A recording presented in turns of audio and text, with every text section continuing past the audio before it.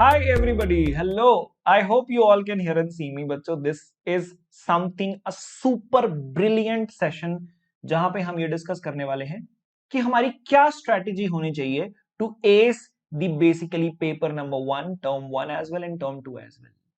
But पहले term 1, ठीक है, उसको पहले फोड़ना है फिर आगे बढ़ना है. Welcome to this very special session जहां पे हम अलग अलग चीजों को थोड़ा कैसे तोड़ मरोड़ के भी कोशिश करेंगे, हर एक बच्चे के हिसाब से पढ़ने की कोशिश करेंगे, समझने की कोशिश करेंगे. क्योंकि देखो, जरूरी नहीं है कि एक स्ट्रैटेजी सारे बच्चों के लिए काम कर जाए, बट हाँ, हम कुछ ऐसी स्ट्रैटेजीज के बारे में बात करेंगे. Will be talking about the number of strategies which can be helpful to all the students, you also and me also. ठीक है, तो लेट्स बिगिन विद दैट बच्चों, and we are gonna have a detailed discussion on this also. सारे बच्चे बिल्कुल एकाग्र होकर इस वीडियो को चुपचाप देखेंगे till the end because there are number of things I'm going to discuss. There are number of opportunities I'm going to open for you. Do not worry about it. आप किसी भी तरह की प्रिपरेशन किसी भी स्पीड के साथ कर सकते हो, with low speed, with medium और with high speed. मजे आएंगे. चलो, let's begin with understanding the three types of students. एक होता है जिसको प्रॉब्लम होती है और वो लड़ता है उस प्रॉब्लम से. एक होता है जिसको प्रॉब्लम होती है पर वो इग्नोर कर देता है because might be he is involve, he or she is involve in some other work also at the same time, मतलब कुछ जरूरी हो सकता है. और जिसको कोई problem does not have any problem. देखो, ये कौन से बच्चे, ये बहुत ही पंक्चुअल है पढ़ाई को लेके बच्चों. They are very punctual. इनको अगर कोई प्रॉब्लम ही नहीं है ना, इनका punctuality towards the studies is next level. इन बच्चों का, जिनको प्रॉब्लम है पर वो इग्नोर कर रहे हैं, उनको पता है कि यार मेरे को प्रॉब्लम है, मेरे को इस कॉन्सेप्ट में दिक्कत जा रही है, मैथमेटिक्स के, मेरे को ट्रायंगल्स के ये वाले टॉपिक में प्रॉब्लम है, बट वो उसको इग्नोर कर दिए. कब तक इग्नोर कर रहे हैं? जब उनका पेपर स्टार्ट होना चालू हो गया. और जब पेपर स्टार्ट होना चालू हो गया, फिर ऐसे हफड़ा दफड़ी में, अरे यार ये वाला टॉपिक नहीं बनता, ये वाला टॉपिक नहीं बनता, ये वाला टॉपिक नहीं बनता, ये नहीं, ऐसे करते हैं. फिर ये नहीं होना चाहिए, ये बिल्कुल नहीं होना चाहिए. अगर ये होता है, वहीं से हम अपनी प्रिपरेशन को इग्नोर करना चालू कर देते हैं. एक बच्चा होता है, ये बहुत ही अच्छा बच्चा है. ये क्या करता है, इसको पता है कि मेरे को प्रॉब्लम फेस हो रही है. जैसे इसको प्रॉब्लम फेस होती है, ये तुरंत उस चीज के पीछे पड़ जाता है. कहीं ना कहीं से, या तो उसने छोटे छोटे माइक्रो कोर्सेज ले लिए, यूट्यूब सेशन ले लिए, कहीं पे भी जाके देख लिया, बुक्स को रिवाइज कर लिया, एनसीईआरटी पढ़ लिया, और फाइनली वो उस कॉन्सेप्ट को क्लियर करता है. क्योंकि उसको पता है कि ये कॉन्सेप्ट अगर आज क्लियर नहीं हुआ तो हो सकता है मुझे आने वाले टाइम पे, जब टाइम काफी कम बचेगा पेपर देने के लिए, ये कॉन्सेप्ट मुझे तकलीफ देगा, मुझे दुख देगा, इसलिए उसको पढ़ लेता है. तो सुनो बच्चों, ये जो बच्चा होता है बहुत ही औसम होता है, और ये भी बहुत औसम होता है, ये भी बहुत औसम होता है. बस इसको थोड़ा सा मतलब बैड नहीं कह सकते यार, bad is a wrong word, wrong word, wrong word, wrong word, bad नहीं बोलेंगे. मैं बताता हूँ, उनके मार्क्स थोड़े गंदे उनके आ सकते हैं. कैसे? देखो, मार्क्स, पहली बात तो मैं मार्क्स के इतनी अप्रोच नहीं करता. मैं तो मतलब ऑब्वियसली मेरे को मार्क्स से मतलब नहीं है. बट देखो, marks is just a by product of the amount of learning you are doing. Simple सी बात है. तो मेरी बात सुनो, सिंपल सा काम आपको ये करना है कि आपको पता चल गया कि मेरी ये प्रॉब्लम है इस पर्टिकुलर चैप्टर नंबर 1 में, टॉपिक नंबर 2 पे, टॉपिक नंबर 3 पे मुझे प्रॉब्लम हो रही है. उसको सिंपल सी बात है, रेक्टिफाई करने का तरीका है वहां से और ज्यादा क्वेश्चंस लगाओ. क्वेश्चंस नहीं बन रहे हैं, सॉल्यूशन को आंखों में देखकर क्वेश्चन बनाओ. सॉल्यूशन देख लो, कोई दिक्कत नहीं है. पहला सॉल्यूशन देख लो, दूसरा सॉल्यूशन देख लो, चार चार सॉल्यूशन देखो. एक दिन के लिए बुक रख दो, अगले दिन फिर वो सारे क्वेश्चंस लगाओ. जो स्ट्रैटेजी लगे वो स्ट्रैटेजी लगाओ. जितने बार क्वेश्चन करना पड़े उतने बार लगाओ. बट धीमे धीमे ये कम हो जाता है. जब पहले मैं मैथमेटिक्स करता था ना, तो मुझे एक क्वेश्चन नहीं आता था, मैं उसको 2-3 बार लगाता था, या उस तरह के 2-3 क्वेश्चन लगाता था, भले ही मुझे सोल्यूशन देखना पड़े. क्योंकि मेरे को ये नहीं करना था, मेरे को ईगो पे नहीं लेना था कि अरे मेरे को क्वेश्चन बन क्यों नहीं रहे, बन क्यों नहीं रहे, अरे बन जाएंगे. Let's give little bit time to the subject. थोड़ा टाइम देते हैं, थोड़े ज्यादा क्वेश्चंस प्रैक्टिस करते हैं, धीमे धीमे धीमे विल बी गेटिंग दैट. बस ये हमें याद रखना है. Let's go to the first part, come on. तो प्रॉब्लम बच्चों सबको फेस होता है कि हमें इस 3 मंथ के दौरान में, क्योंकि आपको पता है कि आपके एग्जाम्स होने वाले हैं नवंबर और दिसंबर. अभी क्या चल रहा है बच्चों? इट्स जुलाई, ठीक है, 28, क्या बात है. फिर हमारा हो गया अगस्त, क्या बात है. हमारा हो गया सितंबर, क्या बात है, अक्टूबर. तो भाई साहब आपके पास है कंप्लीट 3 मंथ्स, मतलब टोटल 90 डेज. कितने चैप्टर्स? 8 चैप्टर्स. 8 चैप्टर्स मैथमेटिक्स की बात कर रहा हूं, maximum number of chapters mathematics और सोशल साइंस में ही मिलेंगे आपको, साइंस में भी मिलेंगे, हर जगह मिलेंगे, बट थोड़ा मैथ्स ज्यादा लेंदी हो जाता है, ठीक है।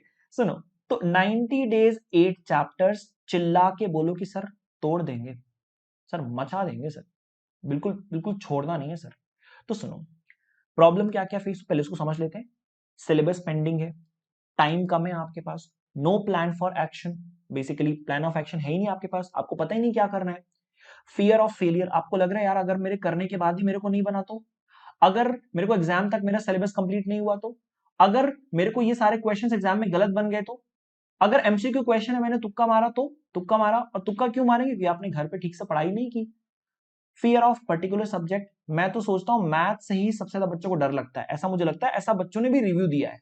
और सबसे गंदी आदत, मतलब जब प्रिपरेशन करने की बारी आती बच्चे उसको ना बोलते कल पढ़ लेंगे, अरे परसों पढ़ लेंगे, इतना तो टाइम है, कोई दिक्कत थोड़ी है, कल पढ़ लेंगे, अरे परसों कर लेंगे, कोई दिक्कत थोड़ी है। नहीं नहीं नहीं नहीं, अगर आप ये कर रहे हो ना, मतलब पक्की बात है आप धोखा दे रहे हो। किसको धोखा दे रहे हो? आप अपनी किताबों को धोखा दे रहे हो। और फिर किताबें भी धोखा देती हैं बच्चों, किताबें भी धोखा देती हैं, कब देती हैं? जब आपके एग्जाम स्टार्ट हो जाएंगे, तब आपको किताब ना मस्त वाला धोखा देगी, इसलिए ऐसी गलती नहीं करना है। Let's go to the next particular part. So there are problems that should be tackled and should be allowed to exist. What is the strategy then? Let's try to discuss about this strategy. मत बनाओ time table, या time table बना लो। दो तरह के बच्चे होंगे, एक होएगा जो टाइम टेबल बना लेगा, 90 डेज का कंप्लीट टाइम टेबल बना लेगा, थोड़ा फ्लेक्सिबल टाइम टेबल बनाएगा, इतना रिजिड नहीं बना लेगा कि हल्का सा भी स्पेस नहीं दे रहा खुद को to get the better environment outside.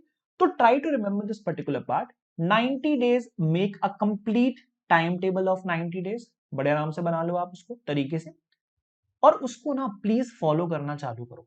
मेरी स्ट्रैटेजी ये रहेगी कि शुरू के कुछ दिनों को, for example for the first 15 days और बाकी के 75 days, for the first 15 days please keep it low, please keep it low, थोड़ा आराम से, मतलब आप हर दिन ऐसे सिर्फ 3 घंटे पढ़ो, only 3 hours studying, only 3 hours. For the next 15 days it should be more than 3, आप उसको 4 आवर्स कर दो, थोड़ा सा सब्जेक्ट्स को और ज्यादा टाइम देने लगो, थोड़ा सा और आगे जाते जाते जाते ना, जब आपके पास when you are left with 30 days ना, प्लीज रिमेंबर इस टाइम पे आपको बिल्कुल तरीके से प्रिपरेशन करनी है, इस लो को हार्ड में कन्वर्ट करना है, remember that most important thing. तो टाइम टेबल आप कैसा भी बना सकते हो, ऐसा नहीं बनाना है कि बस आप कल से 10 घंटे बैठ के पढ़ रहे हो, नहीं, this is not possible practically. आप कल से 3 घंटे 4 घंटे 2 घंटे अपने सब्जेक्ट्स को टाइम देना चालू करो, अगर अभी तक आप टाइम नहीं देते थे तो स्टार्ट गिविंग टाइम।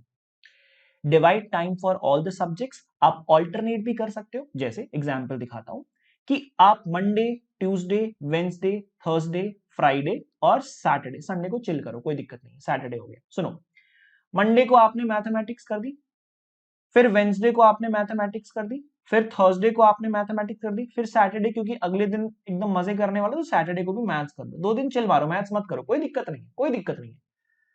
आपने इस दिन मैथ्स के साथ थोड़ी फिजिक्स भी पढ़ ली, मैथ्स के साथ थोड़ी फिजिक्स भी पढ़ ली, यहां पे भी मैथ्स के साथ थोड़ी फिजिक्स पढ़ ली, बोलो खत्म, टाटा बाय बाय, हो गया। ट्यूसडे को थोड़ी बायो पढ़ ली, थोड़ी इंग्लिश पढ़ ली, और ऐसे ही आपने फ्राइडे को थोड़ी बायो पढ़ ली, थोड़ी इंग्लिश पढ़ ली, थोड़ी बायो ज्यादा पढ़ ली, क्योंकि हो सकता है आप उसको बाकी के 3 दिन नहीं पढ़ रहे हो।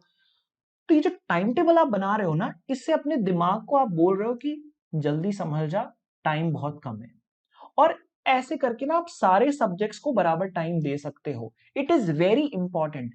और सुनो, एक टारगेट बनाना बहुत जरूरी है। जैसे मान लो आप इस वीक को स्टार्ट कर रहे हो, तो रिमेंबर दैट कि आपको मैथ्स के 2 चैप्टर्स, फिजिक्स का 1 chapter, let's say example physics का 1 चैप्टर हो गया, और केमिस्ट्री का लेट्स से हमें 1 चैप्टर। सो ऐसे करके ना आप पूरे दिमाग में ऐसे बना के लेके चलो कि अच्छा मुझे ये सारा कुछ ना आज करना है, इस वीक मुझे करना ही करना है। और फिर उस वीक के एंड पे आप चेक करो कि क्या आपने जो उस वीक के शुरू में जो प्रॉमिस रखे थे, क्या आपने वो पूरे किए, और पूरे नहीं किए तो क्यों नहीं किए, try to focus on that also. इसीलिए जब आप पूरे वीक के लिए शेड्यूल बना रहे हो ना, तो रिमेंबर दैट कि आप ये सोच लो कि बीच में शायद कभी मेरे घर पे कोई फंक्शन है, तो उसको अवॉइड कर देना, है ना, क्योंकि आपके दिमाग में ये बिल्कुल नहीं होना चाहिए कि अरे यार मैं अपना वीकली शेड्यूल फॉलो नहीं कर रहा हूँ यार, ये हो रहा है यार, वो हो रहा है यार। चिल करो, कोई दिक्कत नहीं है, it's okay. First of all get stick to the books, get stick to a place to learn, वो अपने आप आ जाएगा, टेंशन ना लो। मैंने बोला ना, डेली, वीकली, मंथली। देखो टारगेट्स बनाने बहुत इंपॉर्टेंट है। अगर आप टारगेट्स नहीं बना रहे हो तो आप क्या अचीव करना चाह रहे हो? मैं सरफिर मुसाफिर, नहीं नहीं, ऐसा नहीं करना है। सरफिरा मुसाफिर नहीं हो, आप एकदम प्रॉपर मुसाफिर हो। प्रॉपर तरीके से प्लान करके चलना है और तभी फोड़ेंगे बच्चों। अगर हमारी जो टीम इंडिया है ना, सुनो मेरी बात, टीम इंडिया अगर बिना किसी प्लानिंग के मैच खेलने जाएगी भाई साहब, तो विराट कोहली जी से पूछ लेना क्या हालचाल होंगे, हमें नहीं पता। लेकिन हाँ, पूरी प्लानिंग से अगर जाएंगी तो हो सकता है प्लान ए को प्लान बी में चेंज करना पड़े, प्लान बी को प्लान सी में चेंज करना पड़े। बट अगर नंबर ऑफ प्लान्स आपके दिमाग में एग्जिस्ट कर रहे हैं ना, तो आप फिर वो चाणक्य नीति वाले इंसान हो चुके हो। मतलब आप कभी फेल, मतलब पॉसिबिलिटी नहीं है भाई पीछे जाने की। तो this is very important to remember and you have to keep this in mind. छोटी छोटी क्वांटिटीज में पढ़ो बच्चों, बट प्लीज रिमेंबर दैट कभी भी आप एक पूरा बुक, पूरा चैप्टर लेके मत बैठो। This is very important. मान लो आप कोई चैप्टर, फॉर एग्जांपल फिजिक्स का आप कोई चैप्टर पढ़ रहे हो या मैथमेटिक्स का कोई चैप्टर, लेट्स से आप कोई मैथ्स का चैप्टर आप उठा लो, तो please do not try to completely do the entire chapter, chapter number 1 in 1 day. No, that's not possible, that's not possible. आप ये करते हो तो क्या होता है, कई कबार आपको क्वेश्चंस नहीं बनते, आप ज्यादा टॉपिक्स कवर करने की कोशिश करते हो, आप टॉपिक्स को ओवररन करते हो। नहीं, it's very important when you are on the topic 1, practice enough questions. When you are on the topic 2, practice enough questions. Topic 3, practice enough questions. And finally, you are able to complete this particular chapter within 2 or 3 days.